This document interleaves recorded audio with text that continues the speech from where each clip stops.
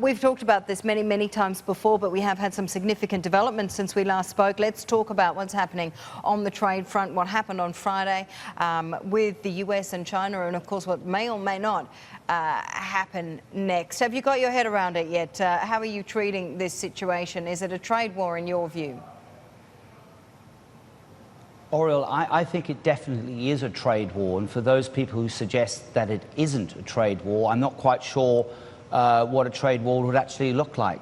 I think Friday the 6th of July 2018 will be forever remembered as the day the trade war between the United States and China, the two largest economies as we know, actually began. And I'm trying to get my head around, Oriel, how the financial markets have become almost desensitized to this kind of reality, and that's the bit that puzzles me, because I do believe quite strongly that we must acknowledge that Trump has been consistent from the campaign trail till when he went to the White House, that he wanted to impose significant barriers and tariffs on nations that he, the president, believes have not conducted themselves in a fair manner. So I think there's more to come here, Oriel, and I am surprised that the financial markets have responded with such a, kind of measured and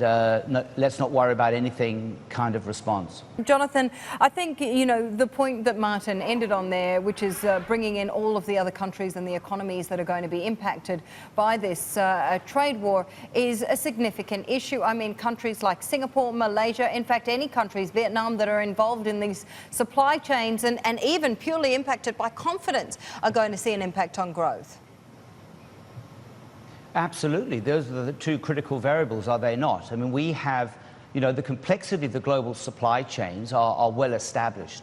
And the other aspect to all of this, you have to imagine that companies around the world are going to start seeing a deterioration in business confidence. And that will obviously have a negative impact upon investment down the road. I think for any economist today to suggest that the trade war, which started on Friday the 6th of July, will have absolutely no impact, A, on the global economy or on confidence or on supply chains, I think, to be frank with you, Oriel, I think that's almost delusional. And I always find it fascinating, looking at history, how long it takes the so-called experts so often, I think, and particularly the financial markets, to really fully comprehend and understand the gravity of a situation such as this. So I'm afraid to say this, but I'm much more negative on this than the market currently is suggesting. Still watching? Perfect. Click here to watch another great video from CNBC International. Oh, and don't forget to subscribe. Thanks for watching.